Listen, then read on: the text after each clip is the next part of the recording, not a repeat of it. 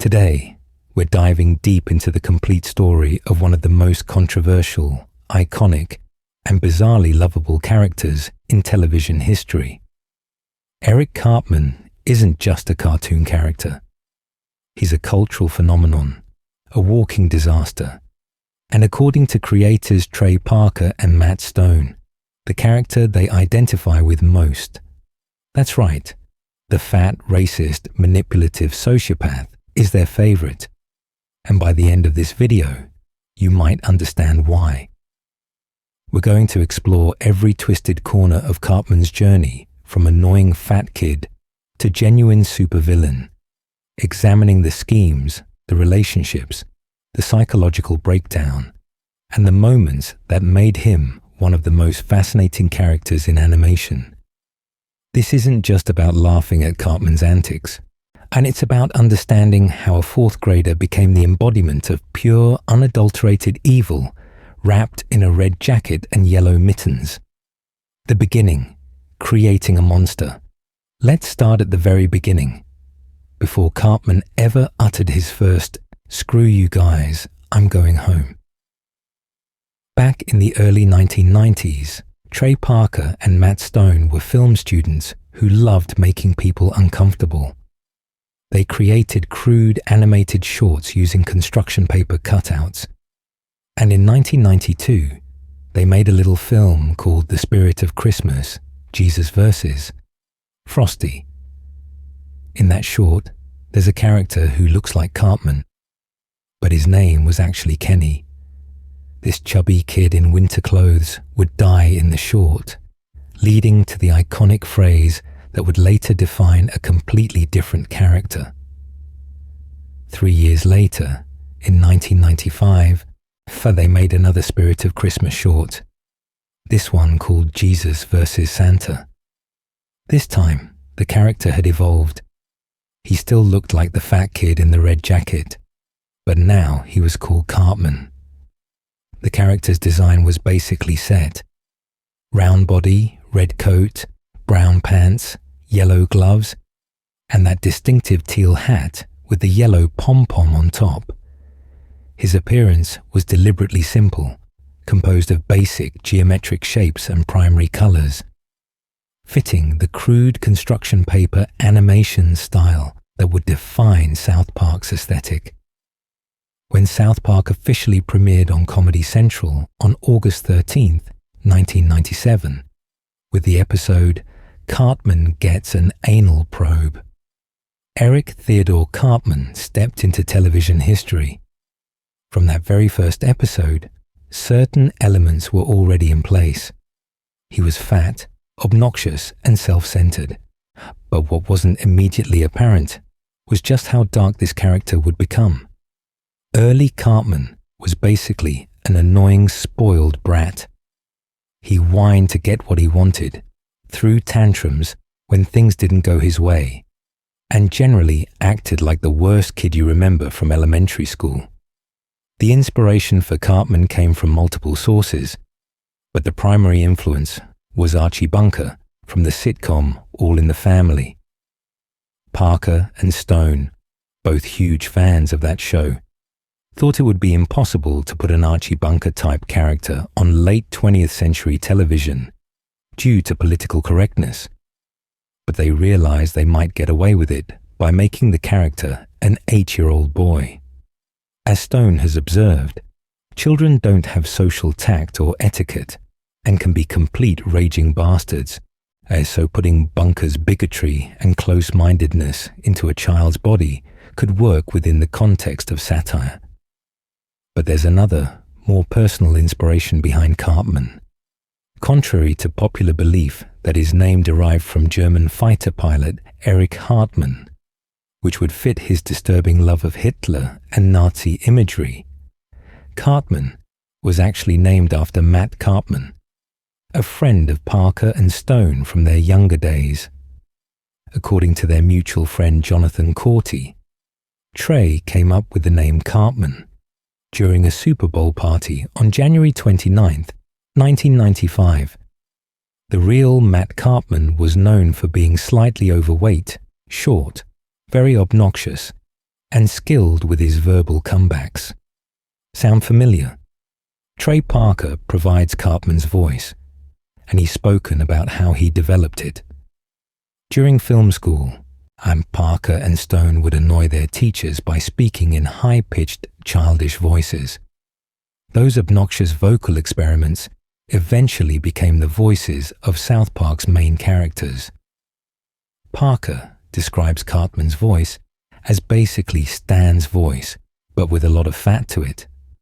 Initially, Parker voiced Cartman without any computer manipulation, but in later seasons, he speaks within his normal vocal range with a childlike inflection. The voice has evolved over the years, starting higher and whinier in early seasons and gradually becoming deeper and more menacing as Cartman transformed from spoiled brat into calculated villain. The character's full name is Eric Theodore Cartman, though he's almost always referred to simply as Cartman. In the unaired pilot episode, Cartman actually had a father and a sister, and neither of whom ever appeared in the actual series. The mystery of Cartman's father would become a major plot point years later, but in those early days, the show was still figuring out its identity. Cartman was just one of 4 main characters alongside Stan Marsh, Kyle Broflovsky, and Kenny McCormick, and initially, Stan and Kyle were meant to be the show's primary focus. But something unexpected happened. Cartman started stealing scenes. His outrageous behavior, quotable lines, and complete lack of boundaries made him magnetic to watch. People tuned in to see what horrible thing Cartman would do next. By the second season, it was clear that while Stan might be the everyman and Kyle the moral center, Cartman was the breakout character. He was the one people quoted, the one who appeared on merchandise, and the one who defined what South Park actually was. Early seasons, the annoying fat kid. In those first 4 seasons of South Park, Cartman was recognizable, but not yet fully formed into the monster he'd become. He was primarily characterized as a whiny, spoiled brat with a scratchy, high-pitched voice, who could manipulate his mother Leanne into getting whatever he wanted. His main target for bullying was Kyle, but initially, this seemed to stem mainly from Kyle being Jewish and not celebrating Christmas, rather than any deeper psychological warfare. The other boys actually got along with Cartman, for the most part, during these early episodes. They'd hang out at the bus stop together, go on adventures, and while Cartman was always the most selfish and terrible member of the group, there was still a sense that these were 4 friends. Stan, Kyle, and Kenny hadn't yet evolved into actively hating Cartman. They still treated him like one of their own, even if he was the annoying one. Early Cartman had a collection of catchphrases that would become iconic. "Screw you guys, I'm going home," became his signature exit line whenever things didn't go his way. "Respect my authority" showcased his delusional sense of power. But Mom and various whining sounds demonstrated his manipulative relationship with his mother. These phrases appeared on merchandise and in pop culture references, cementing Cartman's status as the show's most quotable character. The episode Weight Gain 4000 in Season 1 established Cartman's weight issues and his complete lack of self-awareness about them. He desperately wants to bulk up to meet his idol Kathy Lee Gifford, completely missing that he's already overweight. This episode revealed his weight as 90 pounds, which is obviously quite heavy for a child his age, and introduced the running gag of Cartman being called fat and responding with denial or rage. His relationship with food, particularly his love of cheesy poofs and other junk food, became a defining characteristic. The 2-part episode Cartman's Mom is a Dirty Slut and Cartman's Mom is Still a Dirty Slut at the end of Season 1 and beginning of Season 2, introduced one of the series' longest-running mysteries. Who is Cartman's father? The first part ends with a cliffhanger, revealing that Cartman's mother, Leanne, slept with basically every man in South Park during a drunken party, making the father's identity impossible to determine without DNA testing. And the second part reveals that Leanne is supposedly both Eric's mother and father, being intersex.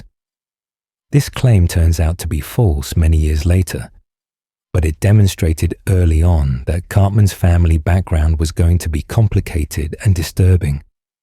Chicken Lover, in Season 2, gave us Cartman as a police officer, temporarily granted authority to help catch a criminal who's sexually assaulting chickens. This episode showcased Cartman's dangerous relationship with power. The moment he gets any authority, he completely abuses it, beating people with his nightstick while screaming, "Respect my authority." He sets up speed traps to ticket people going barely over the limit, harasses citizens for minor infractions, and generally acts like a corrupt cop drunk on his tiny amount of power. And it's a perfect example of what Cartman does when given even the smallest taste of control over others. In Merry Christmas, Charlie Manson, Cartman brings the boys to visit his relatives in Nebraska, revealing that he has an entire extended family of people who look and act just like him. There's his youngest cousin Elvin, always carrying a melting chocolate ice pop with chocolate smeared on his face, and various other Cartman-like relatives. It suggests that Cartman's terrible personality might be partially genetic, that there's an entire family line of selfish, manipulative people. We never see these Nebraska relatives again after this episode, but they establish that Cartman didn't emerge from a vacuum. He comes from a long line of terrible people. The episode Cartman's Silly Hate Crime 2000 in Season 4 was significant because it showed Cartman beginning to develop his skills as a manipulator. After being sent to juvenile hall for throwing a rock at Token's head, which is prosecuted as a hate crime, Cartman quickly learns how to manipulate his fellow inmates. Through gift-giving, fake tears, lies, and deceit, he convinces them to help him escape. This is early evidence of the master manipulator Cartman would become in later seasons. Throughout these early seasons, Cartman exhibited his signature traits: obesity and sensitivity about it, selfishness, manipulation of his mother, bigotry particularly directed at Kyle and other Jewish people, and a complete lack of moral compass. But his schemes were relatively small scale and usually failed. He'd come up with some plan to get what he wanted. It would blow up in his face, and he'd storm off yelling about going home. He was terrible, sure, but he was terrible in predictable, sitcom-appropriate ways. The other characters treated Cartman's behavior as annoying but manageable. Kyle would get frustrated with him, Stan would roll his eyes, Kenny would laugh at his misfortune, but none of them seemed genuinely afraid of what Cartman might do. They didn't yet understand what he was capable of becoming, and honestly, neither did the audience. We thought we knew what Cartman was, an offensive, funny cartoon character who pushed boundaries, but ultimately existed within the normal rules of animated comedy. Then came Season 5, Episode 4, the episode that changed everything, the moment when Eric Cartman stopped being an annoying fat kid and became a legitimate monster. Scott Tenorman Must Die, the point of no return. If you ask any South Park fan to name the show's most important episode, most will say Scott Tenorman Must Die, without hesitation. This episode, which aired on July 11th, 2001, marked a watershed moment not just for Cartman's character, but for the entire series. It's the episode where the writers looked at each other and said, "Let's see just how far we can push this." and what they discovered was that there was no bottom to Cartman's depravity. The setup is deceptively simple. Cartman meets a ninth grader named Scott Tenorman and, in a moment of spectacular stupidity, believes that buying Scott's pubic hair for $10 will somehow make him reach puberty faster. When Stan and Kyle explain that puberty doesn't work that way and that Cartman has been completely scammed, Cartman becomes determined to get his money back. This leads to an escalating war between Cartman and Scott, with each trying to humiliate the other. But here's where things get interesting. Every single time Cartman tries to outwit Scott, he fails spectacularly. Scott tricks him out of an additional $6.12 through a confusing exchange of money and pubic hair. Scott cons Cartman into traveling all the way to Fort Collins for a fake pube fair. Scott videotapes Cartman begging like a dog and acting like a pig, then shows the humiliating footage to the entire town. Scott repeatedly makes Cartman look like an absolute fool, and with each humiliation, something dark begins brewing inside Cartman. The pivotal moment comes when Scott takes the $16.12 that Cartman has been desperately trying to recover and burns it in front of him. Just burns it, while explaining that $16 means nothing to him because his parents give him a generous allowance. He humiliated Cartman for fun, not for money. He did it because he could, because he enjoyed watching Cartman suffer. In that moment, as Cartman stands in Scott's front yard watching his money burn, something breaks inside him. The sky darkens, thunder rolls, and Cartman lets out a primal scream of rage. What follows is Cartman at his most calculating and patient. He comes up with an elaborate plan involving multiple moving parts, all designed to give Scott the most devastating comeuppance imaginable. First, Cartman tricks Stan and Kyle into warning Scott about his schemes, knowing that Scott will then feel safe and confident. Then Cartman trains a pony to bite off what it thinks is Scott's penis. But the real purpose of this is to get Scott to send his parents to check on the pony instead of going himself. Here's where the plan gets truly diabolical. Cartman warns the pony's owner, a trigger-happy farmer named Mr. Denkins, that dangerous pony thieves are in the area. When Scott's parents show up to rescue what they think is a starving pony, Mr. Denkins shoots and kills both of them. Cartman is there to witness this, and he immediately steals the bodies. He takes them home and spends the night with a hacksaw, chopping up Scott Tenorman's parents and grinding them into meat. Then he makes chili out of them. The next day, Cartman hosts a chili con carnival, where he and Scott are both supposed to present their chili dishes. Scott has put pubic hair in his chili to humiliate Cartman, but Cartman has switched the bowls, so Cartman eats Chef's delicious chili, while Scott eats his parents. As Scott is eating, Cartman explains the entire plan in graphic detail. He describes shooting his parents, stealing their bodies, the hacksaw, the preparation. And as the horrible truth sinks in, Scott begins to cry. But Cartman isn't done. At that exact moment, Radiohead shows up. Cartman had written them a letter pretending to be Scott and asking them to come meet him.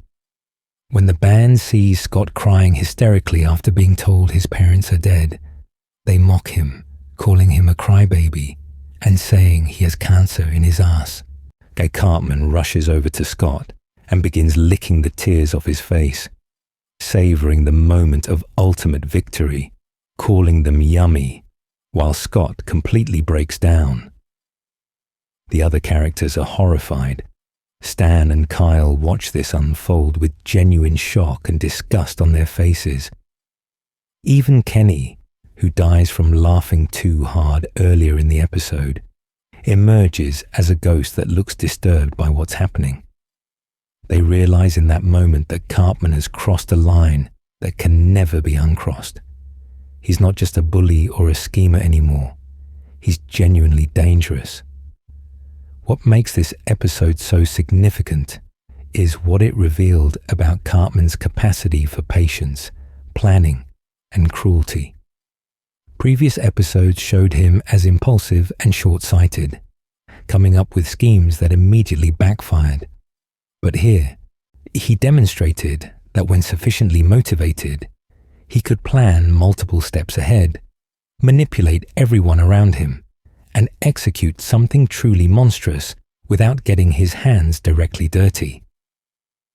He didn't pull the trigger himself, but he orchestrated a double homicide and then psychologically destroyed a teenager by making him a cannibal. According to Parker and Stone, they debated extensively whether this was too far. Making Cartman responsible for murdering someone's parents and feeding them to him seemed insane to do with a cartoon child. But they ultimately decided that it worked precisely because Cartman didn't literally pull the trigger. Mr. Denkins shot Scott's parents in what he believed was self-defense. Cartman just created the circumstances where that would happen. It was evil, genius-level planning, not direct violence, and which somehow made it permissible within the show's twisted logic. The episode also marked a turning point in how South Park was written.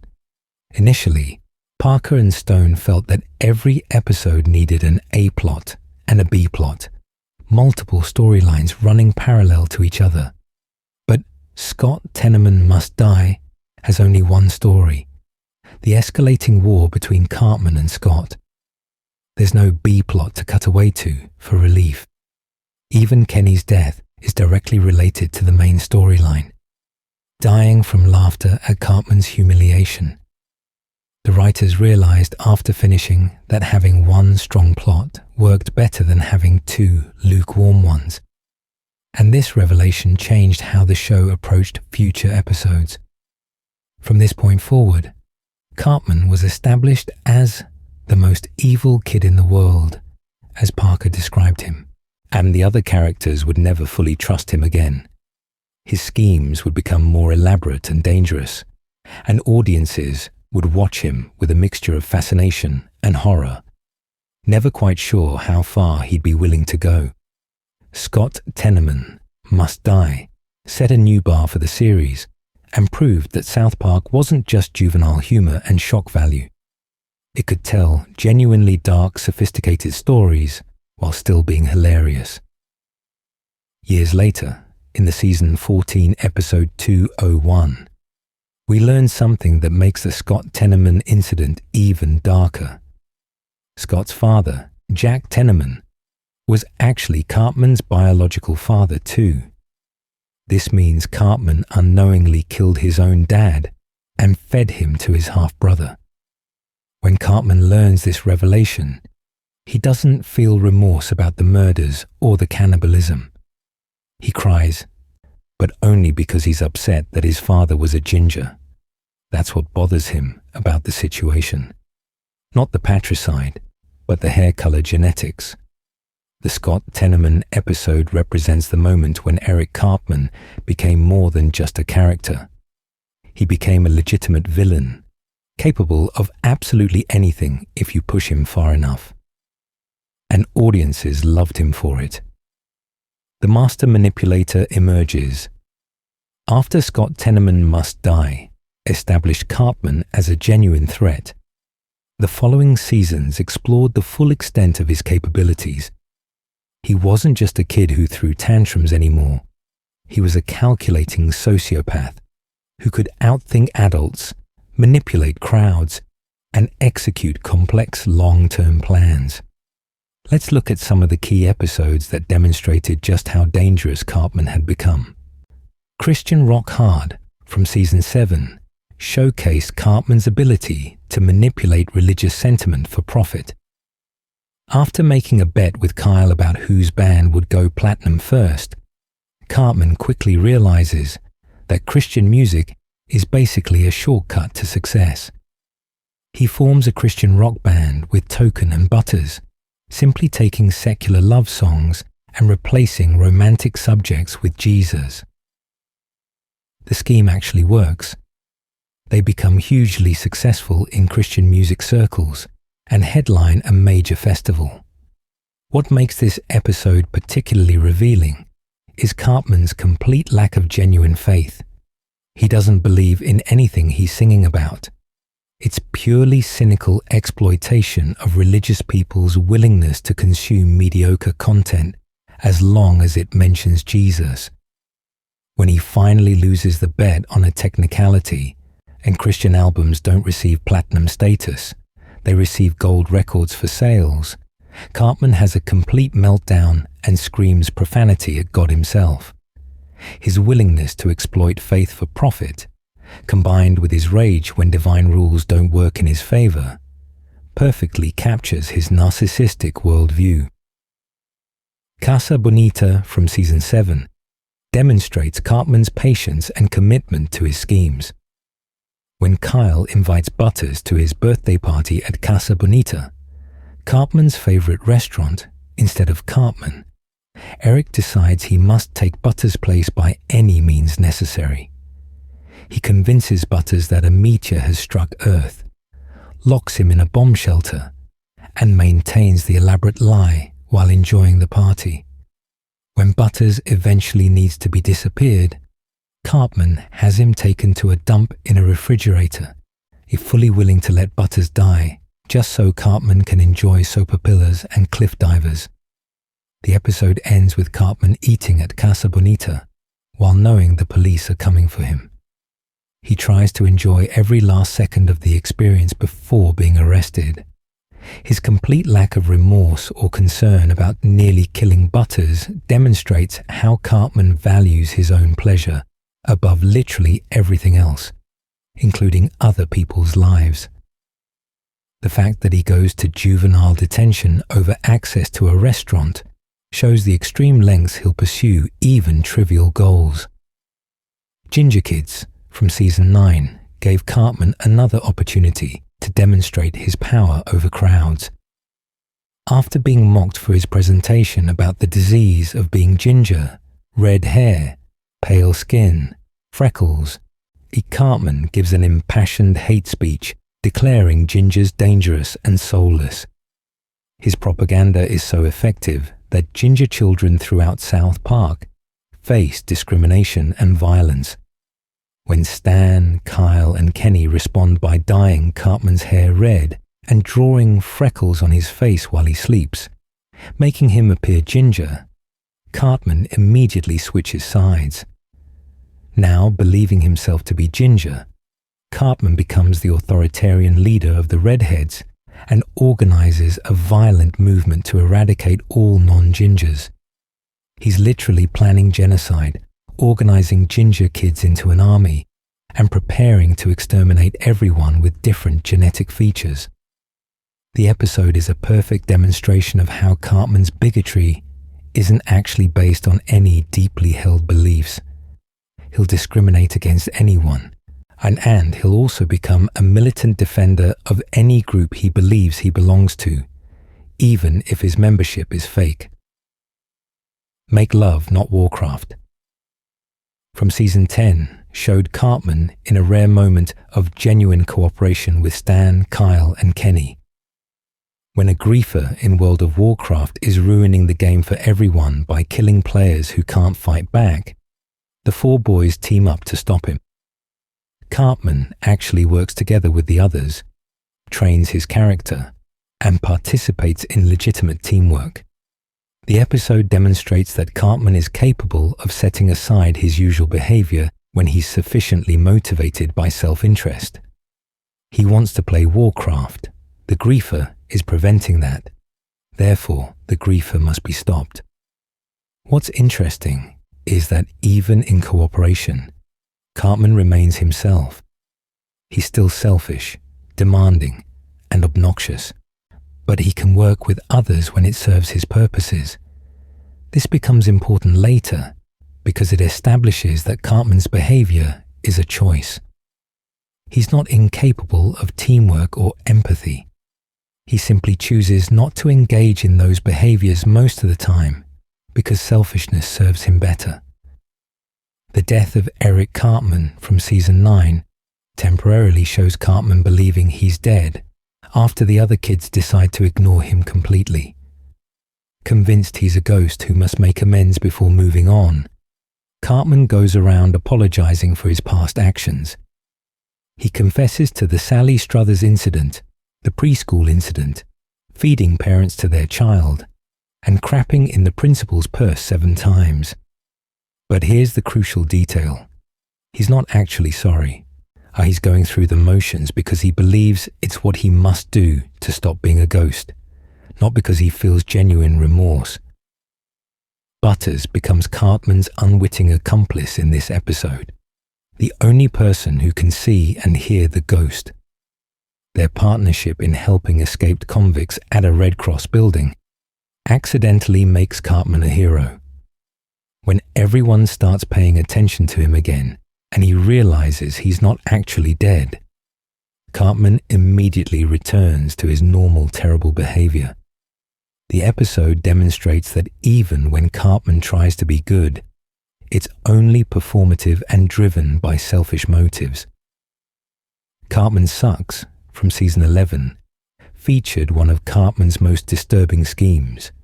He's been taking compromising photos of Butters while Butters sleeps at his house.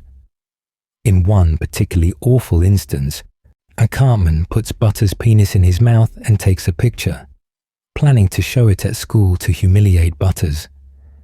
When his friends explain this makes Cartman gay, not Butters, Cartman becomes desperate to reverse the gay polarity by getting Butters to do the same to him. This leads to Butters being caught in the act by his father and sent to conversion therapy. The episode showcases Cartman's complete lack of understanding about consent, boundaries, and sexual assault. He genuinely doesn't comprehend why what he's doing is wrong. In his mind, it's just a prank, just something funny to humiliate Butters. The fact that he's sexually assaulting someone doesn't register as problematic to him. It's one of the most disturbing demonstrations of Cartman's fundamental disconnect from normal human empathy and ethics. The List, from season 11, shows Cartman's jealousy and need for validation. When the girls rank the boys from cutest to ugliest, and Cartman is ranked dead last, he becomes genuinely distraught. His self-image as special and important can't reconcile with being considered the ugliest boy in school. When he discovers the list is fake and he was actually ranked higher, he's momentarily satisfied before Stan points out the manipulation. Cartman's need for external validation, despite his apparent confidence, reveals an insecurity underneath all his bravado. Tonsil trouble, from season 12, has Cartman accidentally contract HIV from a blood transfusion and then deliberately infect Kyle with it. When Kyle demands to know why, Cartman simply says, "Because now you have to be my friend, or else you're gonna die." It's such a perfectly Cartman justification, taking "if I'm suffering you should suffer too" to its most extreme conclusion. When they eventually find a cure, Cartman shows no remorse for giving Kyle a potentially fatal disease. These episodes and many others throughout the middle seasons of South Park establish Cartman as something unique in television. A child character who was genuinely evil, not mischievous, not troubled, not misunderstood, actually evil. He would destroy lives, spread disease, organize hate movements, exploit religious sentiment, manipulate the vulnerable, and commit felonies, all without a shred of guilt. And audiences found him absolutely fascinating. What's remarkable is that even as Cartman's actions became darker, he remained funny to many viewers. The humor seems to come from the audacity of what he does, and how seriously he takes even the most ridiculous schemes. Trey Parker's voice performance gives Cartman a childlike earnestness, even when planning atrocities, creating a kind of cognitive dissonance that can make the horror register as comedy. Audiences laugh at the absurdity of a fourth grader executing these elaborate plots, while also being disturbed by the implications. The Coon and Superhero Sagas. Starting in Season 13, South Park introduced another dimension to Cartman's character through his superhero alter ego. The Coon, and this raccoon-themed vigilante, became the focus of multiple episodes and eventually inspired the video game South Park: The Fractured But Whole. The superhero storylines allowed the show to explore Cartman's desperate need for recognition and his inability to be part of a team. The Coon from Season 13 establishes that Cartman has created a superhero identity, complete with costume and problematic hero name. He patrols South Park trying to fight crime, but nobody takes him seriously. When another masked hero called Mysterion starts getting attention and praise from the public and police, Cartman becomes insanely jealous. The entire episode is about Cartman trying to unmask and discredit Mysterion, who we later learn is Kenny, because he can't stand someone else being more popular than him. And what makes the Coon persona interesting is how it reflects Cartman's actual personality. His superhero identity isn't noble or selfless. The Coon is aggressive, petty, and primarily concerned with getting credit and fame. When other heroes don't acknowledge his leadership, he throws tantrums. When his plans don't work, he blames everyone else. Being the Coon doesn't make Cartman better. It just gives him a different outlet for his existing terrible traits. The Coon and Friends trilogy in Season 14 expands this concept into a full team of kid superheroes. Cartman tries to lead a superhero organization called Coon and Friends, which includes Mysterion, Kenny, Toolshed, Stan, Human Kite, Kyle, and others. The storyline involves Cthulhu, DP oil spill commentary, and Cartman's eventual transformation into a straight-up supervillain. How when the other heroes won't follow his commands, Cartman teams up with Cthulhu to destroy everyone who opposes him. Cartman riding on Cthulhu's shoulder while directing the ancient cosmic horror to murder his enemies is such a perfect visual representation of his character. He's literally partnered with an evil god from beyond time and space, and he's using that partnership to settle petty personal grudges. The Coon leads Cthulhu to destroy San Francisco because it's full of hippies, and to kill Justin Bieber because Cartman doesn't like his music. It's cosmic power in service of childish vengeance. The trilogy also features one of the most emotionally complex moments in South Park history, when Kenny, as Mysterion, reveals his curse of dying repeatedly and always coming back with memory of his deaths intact. Cartman, as the Coon, responds by pushing Kenny into a spike pit to test if he'll respawn. When Kenny returns alive, Cartman acts like this confirms his theory, rather than acknowledging he just murdered someone. It shows that even when given information about genuine suffering, Cartman processes it only in terms of how it affects him. Eventually, the other kids in Coon and Friends betray Cartman and kick him out of his own organization, which they rebrand as Freedom Pals. This rejection devastates Cartman more than anything else in the storyline. Not the danger, not the moral implications of his actions, but the social rejection. Being excluded from the group causes him to create elaborate revenge fantasies and ultimately inspires his villainous turn. These superhero episodes showcase something important about Cartman: his desperate need to be special and recognized. Underneath all his confidence and narcissism, there's a profound insecurity. He needs other people to acknowledge his importance to see him as the leader, to give him credit and praise. When that doesn't happen, he either throws tantrums or becomes actively villainous. The coon persona strips away the fig leaf of Cartman's other schemes and shows his naked desire for power and recognition. The Heidi-Turner relationship, love and toxicity, perhaps the most fascinating character arc in modern South Park history, is Cartman's relationship with Heidi Turner throughout seasons 20 and 21. This storyline gave us something we'd never really seen before. Cartman in a genuine romantic relationship, and it was absolutely horrifying. The relationship begins innocuously in season 20 when both Cartman and Heidi quit social media. Cartman's devices are destroyed by his mother after he's accused of being an internet troll named SkankHunt42, while Heidi voluntarily deletes her Twitter account to escape online harassment. Finding themselves in similar isolation from their peers, they develop a friendship that quickly becomes romantic. For the first time in the series, Cartman seems genuinely happy. Early in their relationship, Cartman appears to be a better person. He's supportive of Heidi, defends her to others, and seems to genuinely care about her well-being.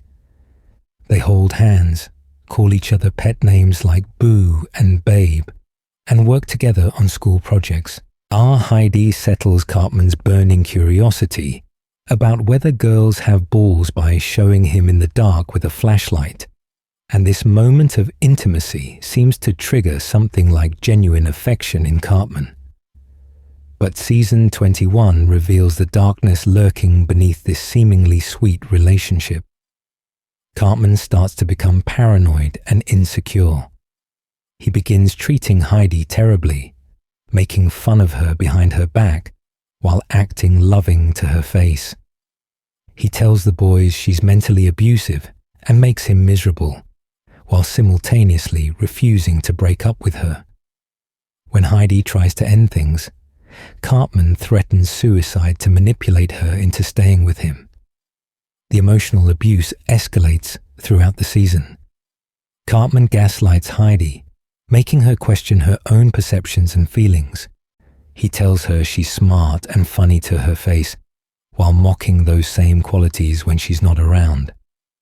After talking to Butters about women not being funny, Cartman becomes convinced that Heidi and all women are conspiring against men. His paranoia transforms their relationship from supportive to actively toxic. In Put It Down, Cartman's manipulation reaches new depths. After Heidi breaks up with him, he leaves her a voicemail threatening suicide if she doesn't take him back. When she does return, he later claims that she was the one who threatened suicide, gaslighting everyone, including Heidi herself, about what actually happened. Only when Stan plays the voicemail does the truth come out, but Cartman shows no embarrassment or remorse about being caught in the lie. Cartman's treatment of Heidi gets progressively worse, and he tries to have a witch abduct her when she's late to meet him. He almost pushes her in front of a moving car.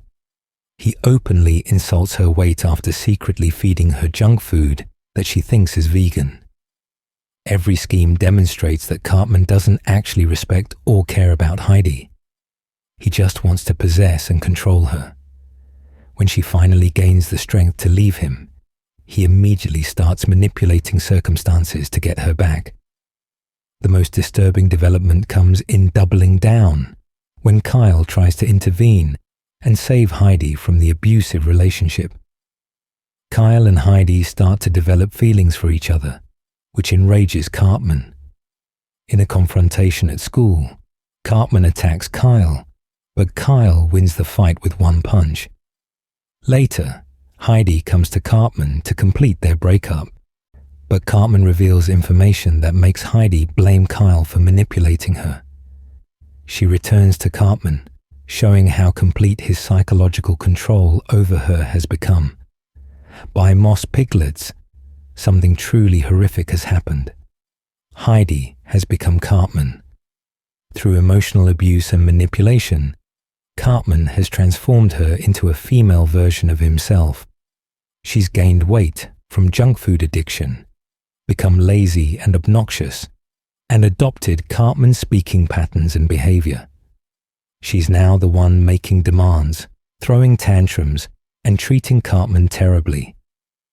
It's a dark mirror of their relationship, with Heidi now reflecting all of Cartman's worst qualities back at him. Cartman is clearly unhappy with what Heidi has become, but he can't leave her because he's terrified of being alone again. See, they have physical fights in super hard PCness, literally beating each other up to resolve minor disputes, while the other kids watch in horrified fascination. The relationship has devolved into mutual abuse. With both partners trapped in the cycle of toxicity, neither seems able to escape. Finally, in Splatty Tomato, Heidi manages to break free.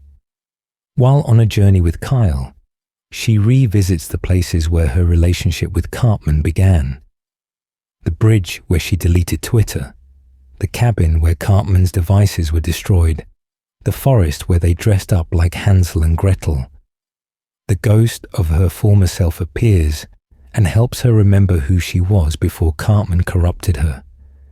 She realizes she's become someone she doesn't recognize and finally finds the strength to leave Cartman for good. The Heidi storyline is significant because it shows Cartman's evil in a realistic, recognizable form, rather than cartoon exaggeration. This isn't feeding someone their parents or organizing a genocide. This is genuine emotional abuse of the kind that happens in real relationships. Cartman isolates his partner, gaslights her, threatens suicide to prevent her from leaving, talks badly about her behind her back, and ultimately transforms her into a damaged version of himself. It's horror that exists in the real world, not just in South Park's cartoon universe. What makes it even more disturbing is that some of Cartman's behavior in the relationship seems to come from genuine feelings. He appears to actually have affection for Heidi at times, which makes his treatment of her even more twisted. And he's not purely calculating like he was with Scott Tenorman. There's emotional investment here, which somehow makes the abuse worse. He's hurting someone he might actually care about because his need to control and manipulate is stronger than any positive feelings he has. The relationship ends with Heidi free and Cartman alone again, which the show presents as the healthy outcome. But it leaves questions about whether Cartman is capable of genuine love, whether his isolation is protective for others, and whether someone this damaged can ever have healthy relationships. These are darker, more serious questions than a cartoon typically explores, but the Heidi arc forced South Park to grapple with them. Cartman and Kyle, the eternal rivalry. While Cartman has adversarial relationships with many characters, his rivalry with Kyle Broflovsky defines both characters in fundamental ways. From the very first season, Kyle has been Cartman's primary target for abuse, and understanding this relationship is crucial to understanding who Cartman is. On the surface, Cartman's hatred of Kyle appears to stem from anti-Semitism. Kyle is Jewish, and Cartman expresses virulent anti-Jewish bigotry throughout the series. He makes Holocaust jokes, references Nazi ideology, and specifically targets Kyle with slurs and insults related to his faith. In The Passion of the Jew, Cartman dresses as Hitler and tries to rally people for a new Holocaust. In multiple episodes, he makes elaborate plans specifically to hurt or humiliate Kyle. But the relationship is more complex than simple bigotry. Cartman is obsessed with Kyle in a way that goes beyond hatred, and he thinks about Kyle constantly, plans schemes specifically targeting him, and seems to need Kyle's attention and acknowledgement. When Kyle isn't around to fight with, Cartman actually seems lost. In Smug Alert, when Kyle's family moves away, Cartman eventually saves them from a disaster, and it's heavily implied that he does so because he needs Kyle around to torment. Kyle represents everything Cartman isn't: moral, principled, intelligent, and genuinely caring about others. Kyle is the show's moral center, the character who usually argues for doing the right thing and standing up against injustice. Cartman, being fundamentally immoral, sees Kyle's ethics as weakness to be exploited. But he also seems to hate Kyle because Kyle refuses to be manipulated or controlled. Kyle sees through Cartman's schemes and calls him out, which Cartman both resents and needs. Throughout the series, there are moments that suggest Cartman's feelings about Kyle might be more complicated than pure hatred. Some fans have interpreted Cartman's obsession as a twisted form of attraction, though the show itself doesn't explicitly confirm this reading. What is clear is that Cartman thinks about Kyle more than he thinks about anyone else, and he goes to extraordinary lengths specifically to get reactions out of him. The famous song "Kyle's Mom is a Big Fat Bitch" from Mr. Hanky, the Christmas Pooh, and the movie South Park Bigger, Longer and Uncut demonstrates Cartman's vindictiveness toward Kyle's entire family. He writes and performs an elaborate musical number specifically to insult Kyle's mother, Sheila, who has tried to regulate Cartman's behavior, and the song becomes hugely popular and spreads internationally in the movie, causing Kyle genuine pain, which is exactly what Cartman wants. Tonsil trouble showcases the extremity of Cartman's willingness to hurt Kyle. After accidentally contracting HIV, Cartman deliberately injects Kyle with his infected blood, giving Kyle a potentially fatal disease. His reasoning, "Now you have to be my friend, or else you're going to die," reveals the twisted logic of his obsession. He'd rather force Kyle to interact with him through shared mortal peril than exist without Kyle's attention. In Fatbeard, Kyle actually encourages Cartman to travel to Somalia and become a pirate, secretly hoping Cartman will be killed by Somali pirates.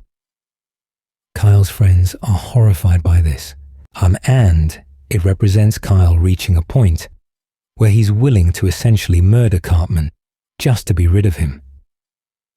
Kyle immediately regrets this impulse, showing he's not actually as dark as Cartman, but it demonstrates how toxic their relationship has become from both sides. You're Getting Old explores what happens when Stan becomes depressed and stops caring about things. Kyle and Cartman actually work together in this episode, and there's a moment where they acknowledge their strange codependence. Neither can function properly without Stan around to mediate their constant fighting.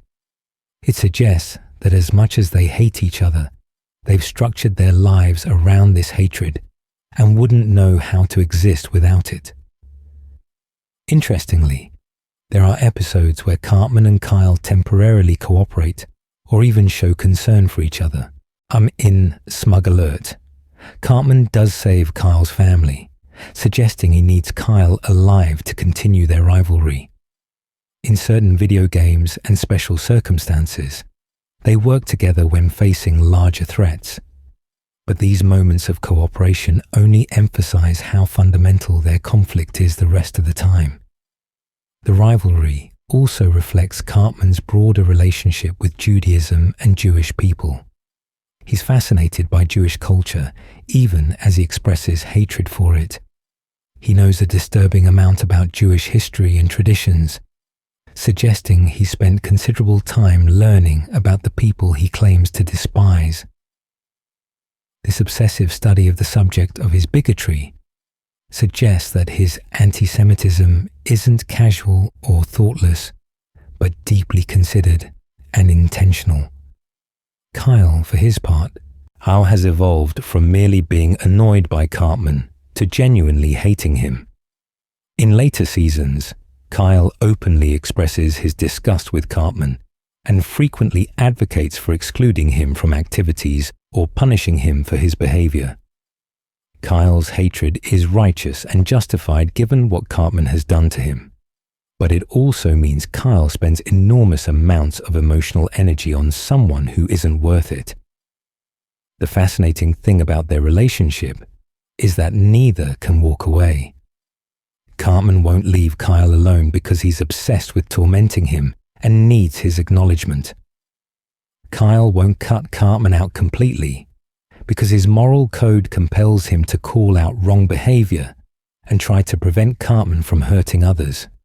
They're locked in an endless cycle of conflict where both have legitimate reasons for their behavior, but neither can break free from the pattern. Cartman and Butters, predator and prey. If Kyle represents Cartman's adversarial relationship pattern, Butters' stotch represents something equally disturbing: Cartman's relationship with someone he can completely dominate.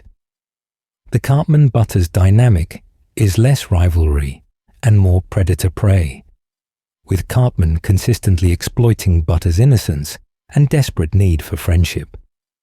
Butters starts as a background character, but gradually becomes one of the show's most prominent figures, often serving as Cartman's reluctant sidekick or victim. What makes their relationship particularly unsettling is that Butters appears to genuinely like Cartman and seek his approval, and which Cartman consistently exploits. Butters' naivety and earnest desire to be helpful seem to make him an ideal target for Cartman's manipulation. Casa Bonita perfectly demonstrates this dynamic. Cartman convinces Butters that a meteor has struck Earth, and everyone Butters loves is dead. He locks Butters in a bunker and maintains this elaborate lie for days, causing Butters genuine psychological trauma. When Butters eventually needs to be permanently removed so the lie won't be discovered, Cartman has no hesitation about essentially killing him. The fact that Butters survives is more luck than any mercy from Cartman. In Awesomeo, Cartman disguises himself as a robot to go on vacation with Butters, intending to gather embarrassing information to humiliate him later. But something unexpected happens. Butters treats the robot with genuine affection and confides his deepest fears and insecurities to it. Cartman learns things that make even him feel somewhat guilty. When his robot disguise is eventually revealed, there's a moment where Cartman seems to genuinely struggle with having betrayed Butters' trust, though he still releases an embarrassing video at the episode's end.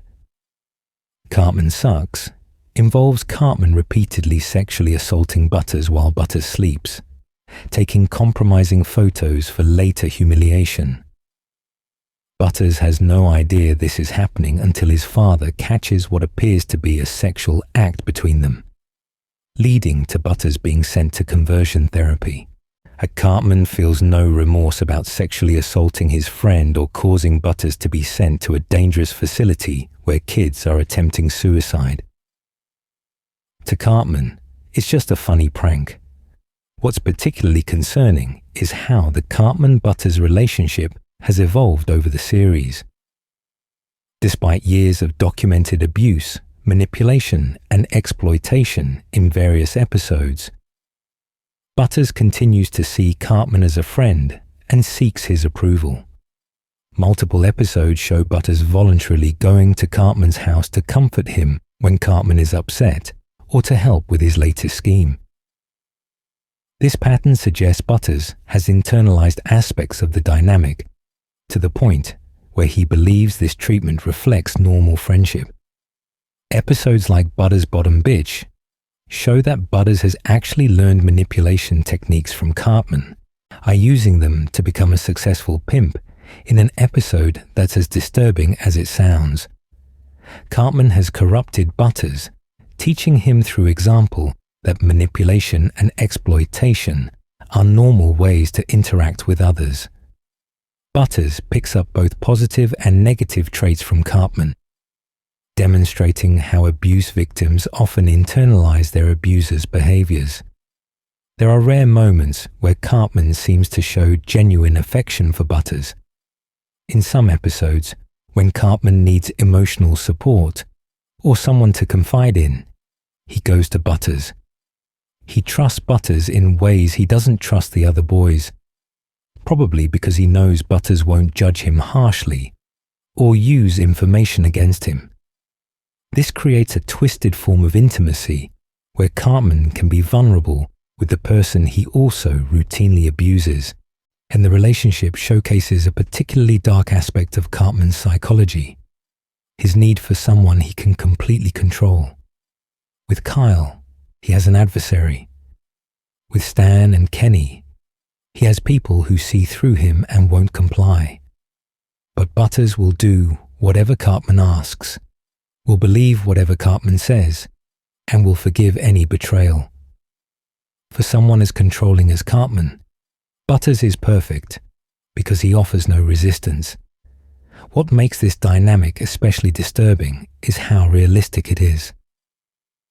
The Cartman-Butters relationship mirrors real abusive friendships, where one person systematically exploits another's vulnerability and need for acceptance. Butters' home life with his abusive parents means he's desperate for any form of friendship, making him willing to accept terrible treatment from Cartman just to have a friend. And Cartman recognizes this desperation and uses it mercilessly. Unlike the Kyle rivalry, which is mutually antagonistic, Butters is purely a victim in his relationship with Cartman. He gains nothing but misery from their interactions, yet continues to seek Cartman's approval and company. It's a clear depiction of how abusive relationships persist, not because victims enjoy the abuse, but because their psychological circumstances make them believe they deserve nothing better. Cartman's relationship with his mother. Perhaps no relationship in South Park is more complex and disturbing than Eric Cartman's relationship with his mother, Leanne Cartman. From the very beginning, Leanne has been characterized as promiscuous, enabling, and completely unable or unwilling to discipline her son. The dynamic between them explains much about why Cartman is the way he is. In early seasons, Leanne gives Cartman absolutely everything he wants. When he demands something, she provides it. When he throws tantrums, she acquiesces. When he needs discipline, she instead offers unconditional support and validation. Cartman's mom is a dirty slut, and its sequel establish that Leanne has slept with basically every man in South Park, making Cartman's paternity a mystery for years. Her sexual promiscuity becomes a running joke, with various characters mentioning their encounters with her. The episode Cartman's Silly Hate Crime 2000 shows Leanne visiting Cartman in juvenile detention after he's arrested for a hate crime. Even here, she doesn't discipline him or try to make him understand the seriousness of his actions, as she simply loves him unconditionally, which sounds positive but actually enables his worst behaviors. Cartman has never faced real consequences at home for anything he does, teaching him that he can act however he wants without parental repercussions. Tist from season 10 is a crucial episode for understanding their relationship. Leanne finally recognizes that she's lost all control over Cartman and seeks help from dog training expert Cesar Millen. Several nannies try to discipline Cartman and fail, with Cartman systematically destroying each one.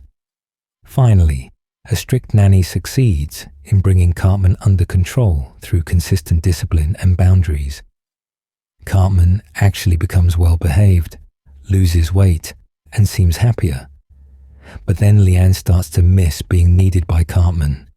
She misses the constant demands, the tantrums, and the way he dominated her life.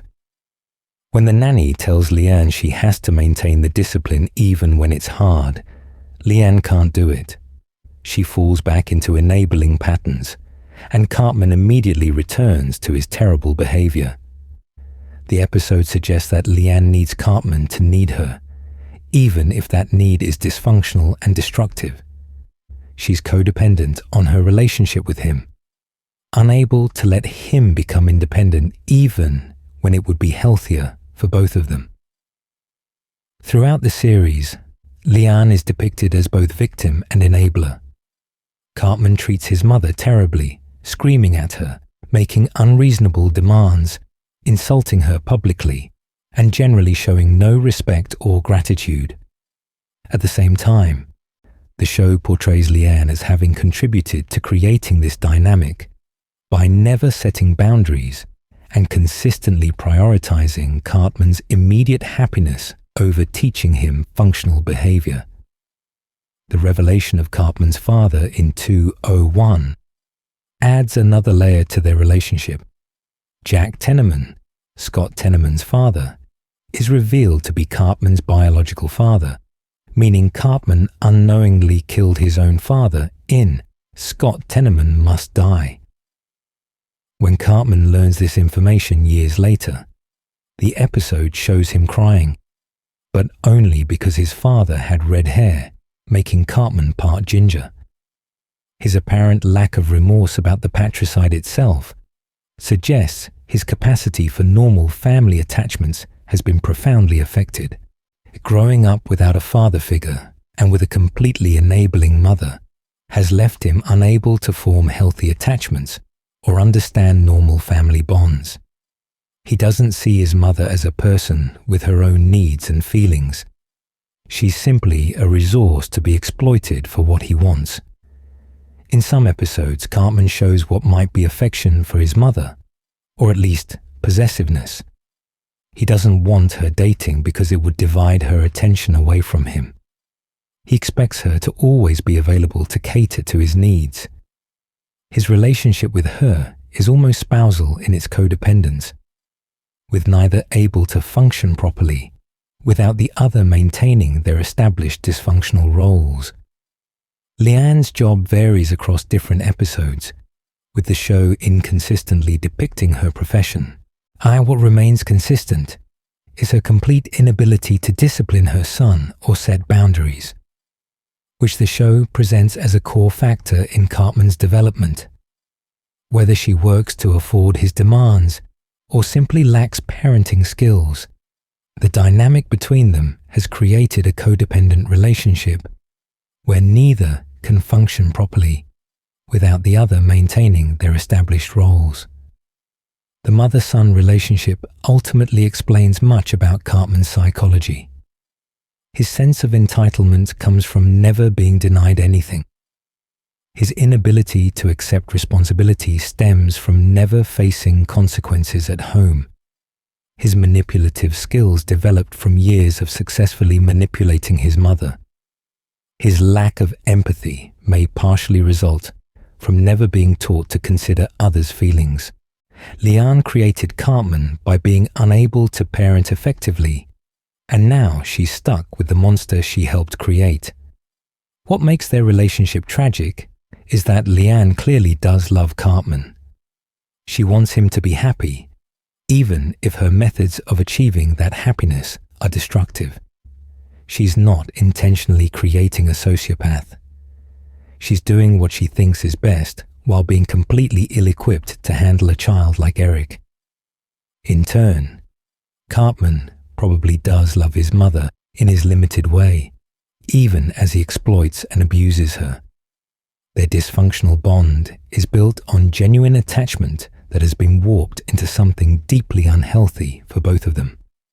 The psychology of a cartoon sociopath. Throughout the series, multiple characters have described Cartman's psychological state. Kyle calls him a fat, racist, self-centered, intolerant, manipulative sociopath. In The Death of Eric Cartman, this description is presented as an assessment of his character. So let's examine whether Cartman's behavior aligns with traits associated with antisocial personality disorder, the clinical term for what's colloquially called sociopathy.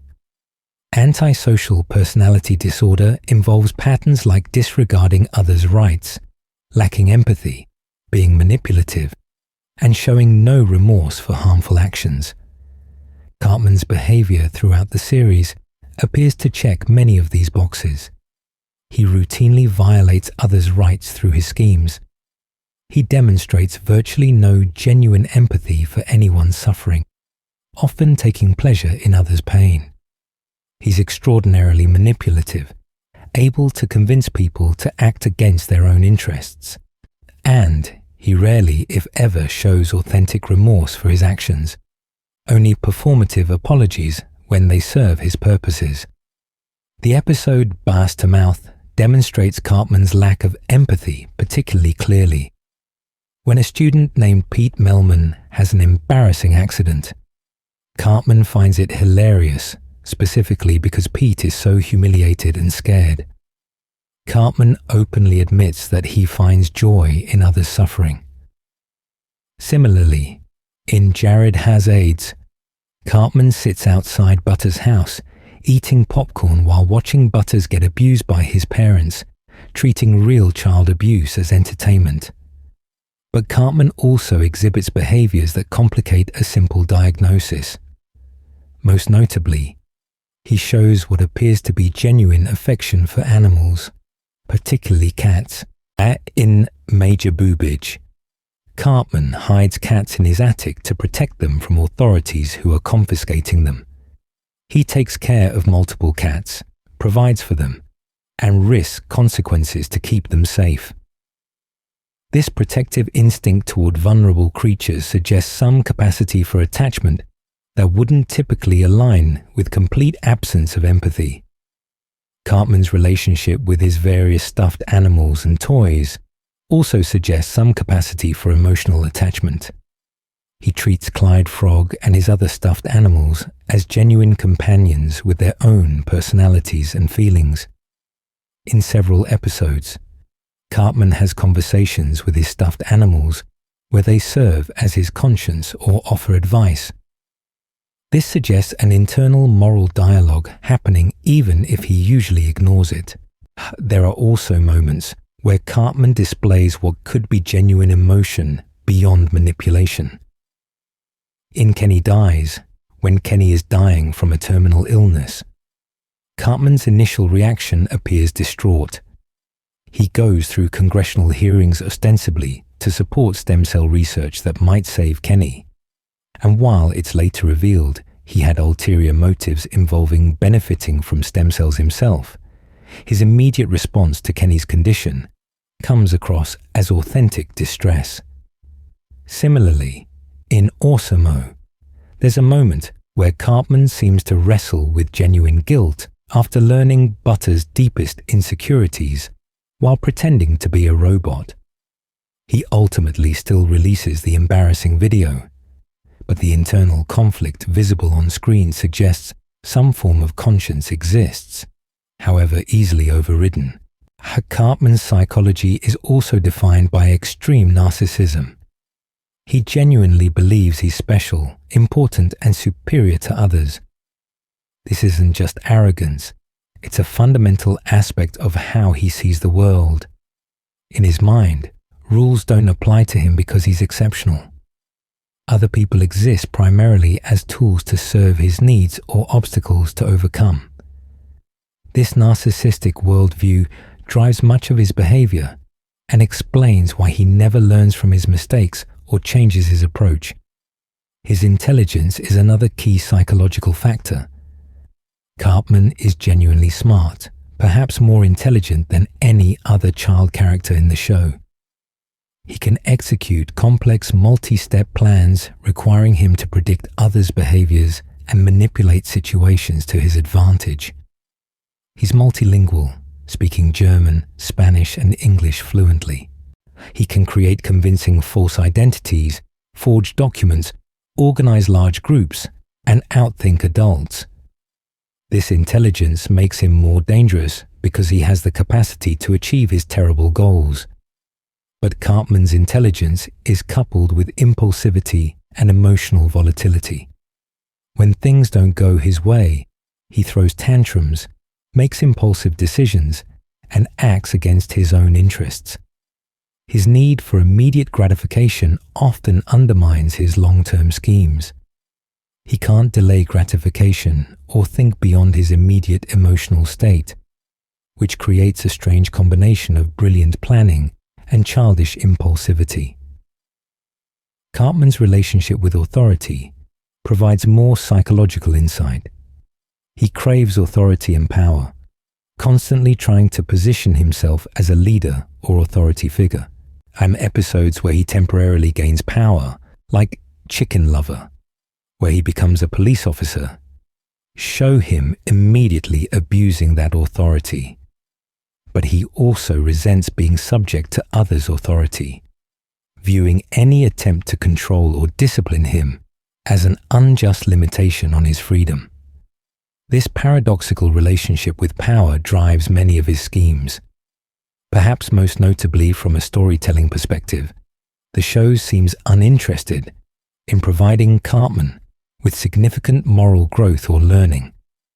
While other South Park characters evolve over time, learning from their experiences and developing, Cartman has remained fundamentally unchanged in his core behavior patterns since Season 5. He experiences consequences and faces opposition, even temporarily pretends to reform, but none of it has produced lasting visible change in subsequent episodes. This pattern could suggest a deliberate creative choice to portray him as psychologically rigid and essentially irredeemable. The show never explicitly explains what caused Cartman to be this way. Is it genetic? The result of Leanne's terrible parenting? Some combination of nature and nurture? The creators seem uninterested in providing a psychologically realistic origin story for Cartman's behavior. He simply is what he is. A character study in how someone completely lacking in empathy and moral constraints would behave if they also possessed high intelligence and manipulative skills. What makes Cartman's psychology fascinating from a storytelling perspective is that he remains funny despite being genuinely monstrous. The cognitive dissonance between his childish appearance and voice and his sociopathic actions creates dark comedy. We laugh at the absurdity of a fourth grader executing these elaborate schemes while simultaneously being disturbed by the implications. This balancing act, maintaining Cartman as both comedic and threatening, is one of South Park's greatest achievements. Cartman's greatest hits, iconic moments and schemes. Over more than 300 episodes, Cartman has accumulated an impressive catalogue of terrible behavior. Let's examine some of his most memorable schemes, quotes, and moments that have defined his character and cemented his status as a pop culture icon.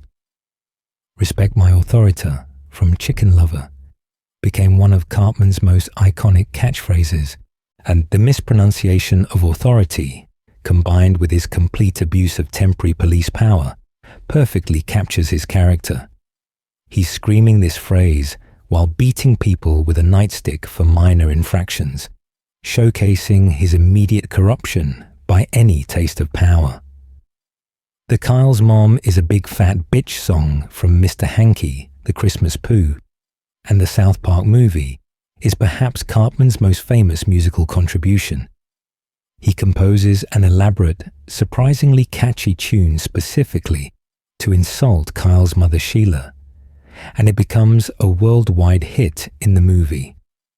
The song is cruel, offensive, and undeniably memorable, demonstrating Cartman's ability to weaponize his creativity against his enemies.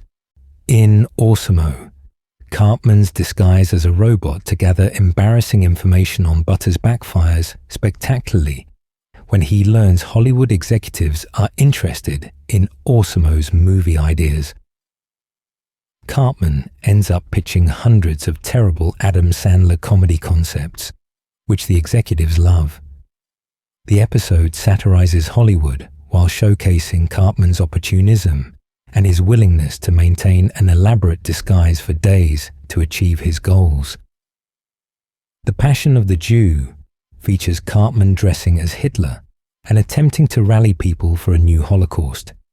He organizes a movement called The People, or as I like to call it, the _MEL Gibson fan club, using Gibson's controversial film to recruit followers.